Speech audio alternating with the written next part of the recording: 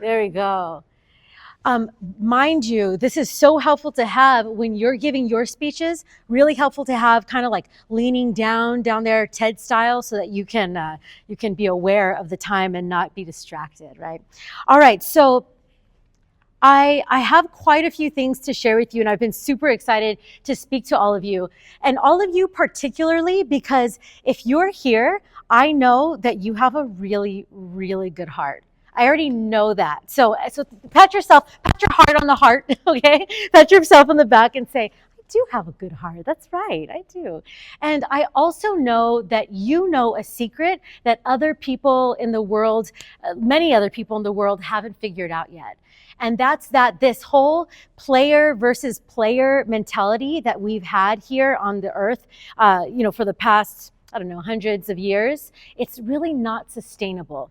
This player versus player, you against me is not working.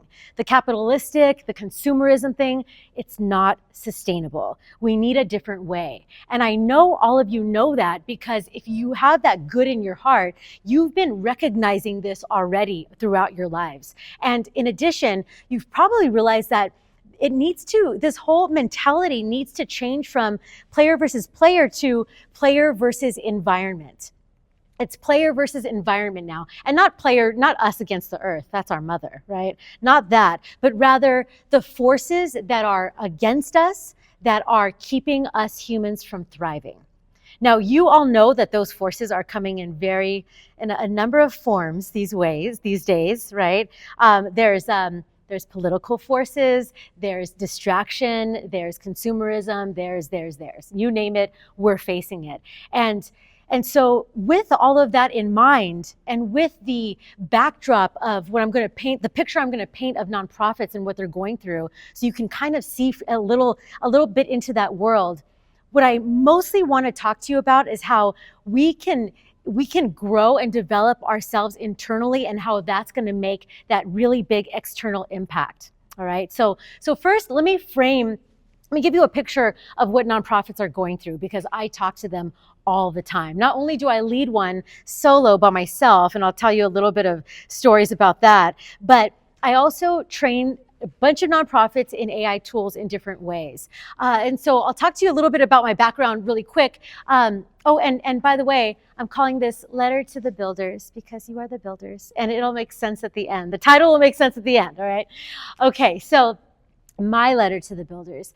All right, so here, these are the various groups and organizations that I'm involved in. As you can see, my nonprofit down here and my new company, Ingrained. Why did I choose Ingrained? Because AI is going to be ingrained in all of our lives, and AI is in the very middle score, right? I got that domain in July 2023, and I had no idea what I was going to do with it. I was like, okay, what words have ingrained? Constrained. No, that's not going to work, right? And so I landed on Ingrained, and now it's becoming a thing. And maybe I'll share about that. I might not. Goldhirsch Foundation, I'll tell you a little bit about that. And Caltech, I mean, wow. UCLA is bomb. Caltech is bomb. I'm super excited to be here with all of you and really honored. So let's move forward. Now, I've been able to talk to and instruct most of all of these and more nonprofits. And the nonprofits that I've talked to are all going through the exact same emotions. And they're coupled with the nonprofits I'm talking to are all going through a myriad of emotions that are layered on top of each other. And the first one is lack of funding. It's been a problem for a long time, but it's even more a problem now in this political environment that we're in. And so as you know, when money's tight, I don't know about you, but sometimes money's tight, you feel anxious, worried, and it's difficult to move forward on your progress. It's difficult to ideate, it's difficult to innovate and grow and continue to serve your people. Secondly, they are inundated with, you got to learn AI, you got to learn AI. Aren't you using AI? And that is putting a lot more pressure onto them as well. In addition, there's just so many different issues that they're dealing with, but I want to paint that picture so you can see a bit of what you're addressing as you're building these solutions. And so What I'll do today is, in order to really, I want to strengthen you all so that when you're building these solutions, that you're able to build them from a place of strength within. And what I'm going to do is I'm going to tell you a few stories, and I know this is being recorded, and some of you, maybe that's okay if you're recording it, but these stories stay here, okay? So what happens in this room stays in this room, all right? And I love the way you said, the way you framed it of, you're welcome to go home. That was very kind. Don't sleep here is basically the message, right? I love that. And so many of the stories I'm going to say today hopefully will help you and will guide you on your journeys. So what I'm going to do is I'm going to frame the stories around just 3 words. Tell you some stories around those, okay? And like I mentioned before, I imagine us all in my living room, we're chatting, I'm big sister, I'm auntie, and you're like, okay, tell me what you went through so I don't have to go through that too, all right? So let's begin. The first word is the word that I love to hate and hate to love. I love it so much, and it's because of what it's done to change my life and to bring me freedom. So what I want you to tell yourself right now, and actually repeat after me, discipline brings freedom. Everyone, discipline brings freedom. Discipline brings freedom. I'm going to tell you how it does that. You all know, you all have your disciplines in your lives, and I'll tell you a bit about how discipline has led to freedom for me. First, I want to say that when as you discipline yourself in your character, you'll start to see that following the inner values that you have are a little difficult. Following them, especially when others are getting ahead because they're not following them, are even worse. But what I want you to know is that when you start to, as you develop your character, some magic happens that no one really told me about when I was your age. What happens is, as you develop your character and you follow the values that you set for yourself, you start to trust yourself more. It's really weird. You tell yourself, I believe this, and then you follow it, and you're like, of course I followed it, because I trust myself. And your trust begins to build. And then what happens when you trust yourself and that trust begins to build is your self-confidence builds. It builds in ways that you wouldn't have imagined by just following your values. Now, that self-confidence builds, and then with that self-esteem, with that self-confidence, all of that allows you to do these other things that I'm going to tell you. And basically, it's being brave out there in this crazy world and iterating and proposing, okay? And so that's the first thing I want you to think, that character leads to confidence. Developing character leads to confidence. Everybody tell yourself, developing character leads to confidence. Now, I heard a really cool quote the other day that said, reputation is what individuals think of you, and reputation is what individuals think of you, and character is what angels know of you. Those who are looking down at us, whether it's our ancestors, whether it's angels, whether it's the universe, whatever you're believing in, what that sees is what we're doing in the dark. And so when we're in the dark, when no one is watching, and we develop that character, again, what happens when you develop character? You develop trust in yourself. You start to trust yourself. And after you trust yourself, what happens? Confidence. You build self-esteem and you build your confidence. Exactly. Okay, now, so discipline. Everyone say discipline. Yes, all right, discipline. The next thing I want you to see is, I want you to hear a couple of stories that, well, first I'll tell you the second one that I wanted to hit on.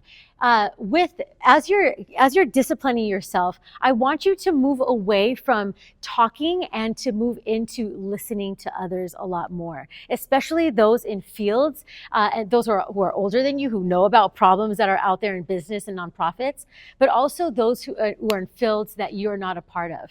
Because what you need to start doing as a great listener and as someone who's going into a world like this is you need to be really knowledgeable about a lot of different things. You need to be a really great generalist. Okay, being a generalist is what is going to get you to understand how to solve problems and how to have that design thinking, that systems thinking. Okay, it's really important to be able to do that. Now, when you'll notice that as you're listening, you're going to notice that people are constantly, by people I mean those with businesses and nonprofits and needed solutions, they're constantly talking about what they need to do, what they need to solve. And when they're doing that and you're listening, you're starting to think to yourself, how would I solve that problem? What would I build to solve that problem? Is there something buildable? Is it a culture issue? Is it a systems design issue? Is it an internal issue? What is it exactly? And you start to basically train your mind to start finding solutions in that way. When you start to do that, your whole focus becomes solutions oriented and you start to think of solutions a lot faster. And that's what you want to get yourself really good at. When you hear an issue, you're not thinking, oh yeah, that sucks. You're thinking, how would I fix that? How would I fix that? What would I do? Now, the next thing I want to tell you is that as you're disciplining yourself, I want you to discipline yourself to not care what other people think. I know that's probably a really hard one because we're all concerned with what people are thinking and we're thinking that they're watching us when they're really not. But when you do this, you'll start to let go of things that you want to buy, things that you want to do that actually aren't edifying for yourself. You'll stop purchasing things that actually you don't need, and you'll stop doing things that actually don't bring you joy. You're just doing it because your friends are telling you to, or that guy's going to be there, or that girl's going to be there, whatever, right? You're doing things because you actually, instead of doing it for others, you're doing it for really for yourself. And so as you're developing that, I want you to understand that discipline and that character and that listening all leads to being able to do the second thing really well. And I talked about it a little bit already, that iteration part.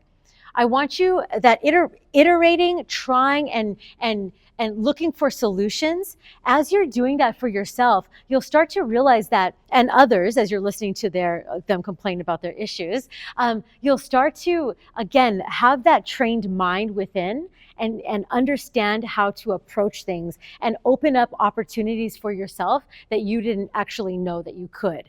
And so as you're approaching each issue as an iteration, that frames your mind to not think of it as, if I don't succeed, I fail. Instead, you're seeing it as an attempt. I'm going to attempt this. If it doesn't work, I learn and I try it again, or I learn and I move on, right? And so when you're doing that, you're able to focus on learning through the process rather than the failure and feeling that and taking it personally. Okay, so whatever it is, whether it's a project, whether it's a class, whether it's a new relationship, a communication, whatever you're doing, I want you to frame it as I'm trying and I'm learning rather than as a be-all, end-all. Okay. Now, next, the last one I want to talk to you about is differentiate. As you know, it's harder and harder to differentiate ourselves as we're looking at social media and as we're completely just inundated with people trying their best to differentiate themselves on social media platforms. When the way I want you to differentiate yourself is more on the human level. I'm going to tell you a couple of tips that I do to differentiate myself that have led to great connections and great success. So the first one is, I want to tell you that I'll tell you a little story that kind of led to a snowball in my career. And it starts with not feeling like I could fit in, okay? Actually, I'll even go before that. It starts with, let's get that thing open. Yeah, all right, success. It starts with actually the night that ChatGPT came out. November 30th, I remember it very well. November 30th, 2022, a couple months later, I discovered it and I realized that this was going to be a game changer, as we all did when we first used it. And I wanted to figure out how I could be a part of this revolution. As a former English professor. I knew that this was going to either detract from learning or support learning. And so in order to get it to support learning, I wanted to be able to show people how to use it and to really equip, namely nonprofits, in how to leverage it so that it could support them and what they're doing. And so what I did was I decided that I was just going to start learning as much as possible. And in order to do that, I needed to have the ability to do that and not have a job. And so I was able to not have a job because I had decided before that I was not going to care what people think. I wasn't going to buy everything, and I was going to save a lot. And so I saved a lot of money. I was able to quit my job. And when ChatGPT came out, I was able to stop everything and learn how to code and learn how to be an AI engineer. And so all I did for nonstop, I didn't fully learn how to code. I'm still learning. It's a constant battle, as you know. But as I was learning, I realized that there was no one in the space to teach these tools either. And so I could jump into doing that for nonprofits. And so that's what I started doing.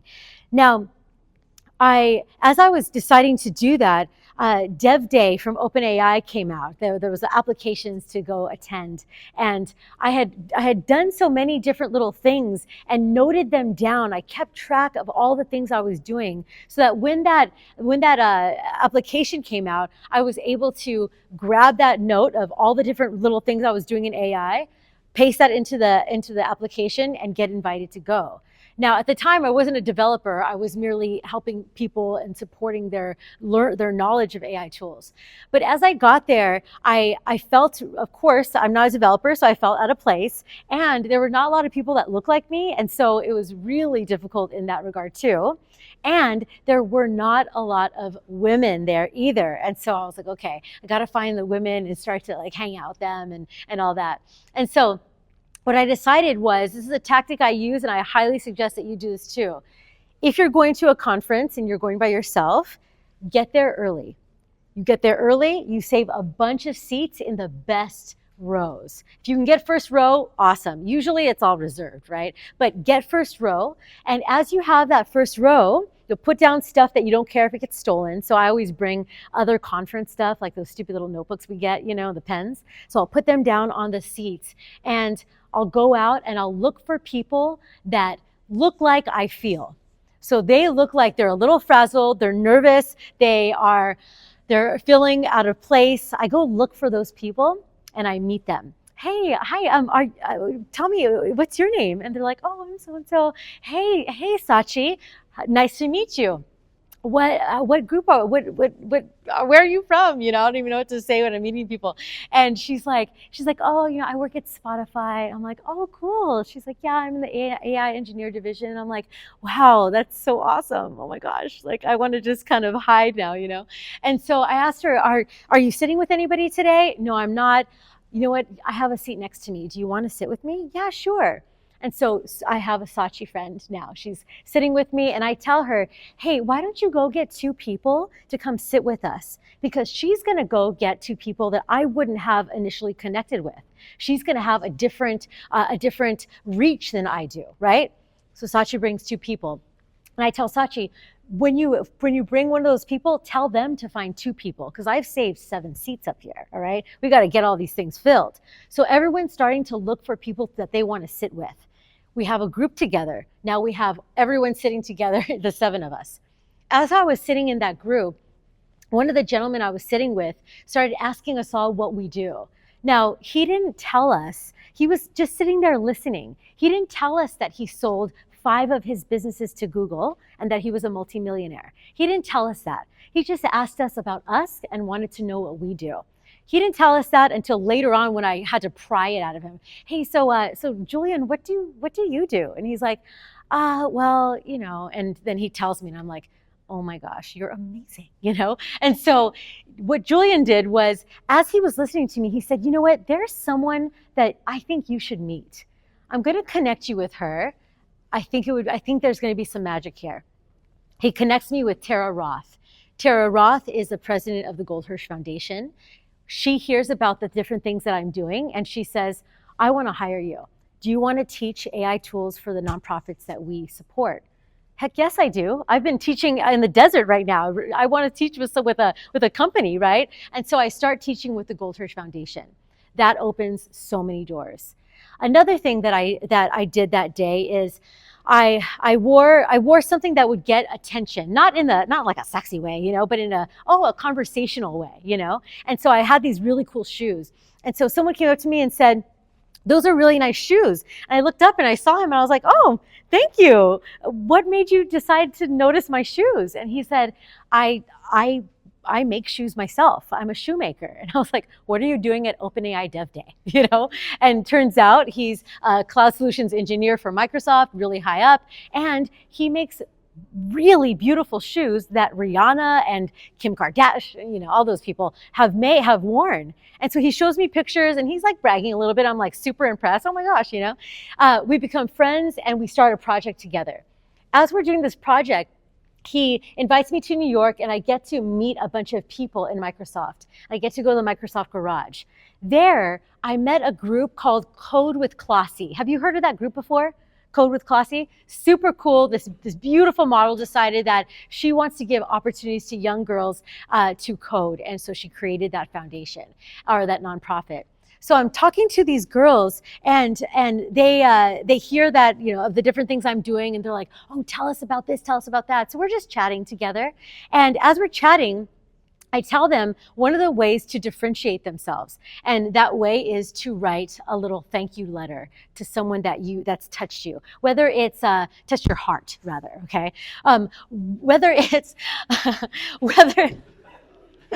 whether it's someone looked at me like, "Huh?" Like, "Oh yeah. So let me clear that up." Whether it's something nice they said, an encouragement they gave you a glass. I don't even care what it is. Whatever you can identify to be thankful for, right? So note a little thank you note. And I told them, write a thank you note and add a little sticker or something to remember you by, because that will have them remember you in the future, and that will build relationship and build trust between you two. And they all listen. They're like, "Oh, okay, yeah, okay." So the next day I come back and one of the young girls comes up to me and she says, "Jen, oh my gosh, I told my dad all about you and all the things that you were saying." And I was like, "Really? That's so awesome. What did he say?" And she said, "He told me, I've been telling you that for years." And she never listened to him, but he listens to a young woman who are young, kind of, relatively young, right? I mean, I'm 42. And so she ends up saying, "Thank you so much for what you said to me. It was really helpful." And I was like, "Oh, that's so great. Thank you." And she says, "And I have a little something for you." And she gives me a little card, a little thank you letter. And she says, "Jen, I wrote this for you last night and I took to heart what you said. And so here's the thank you letter." Later on at the first federal hackathon, I was sitting there waiting for things to start. I opened it up and inside was a little sticker from Emily. And that sticker I have right here on the back of my iPad. And so anytime I see it, I think of Emily. And anytime she calls, whenever she does, she hasn't yet, but anytime she calls and asks me for a favor, I'm going to be like, "Anything you want," because we've established that connection.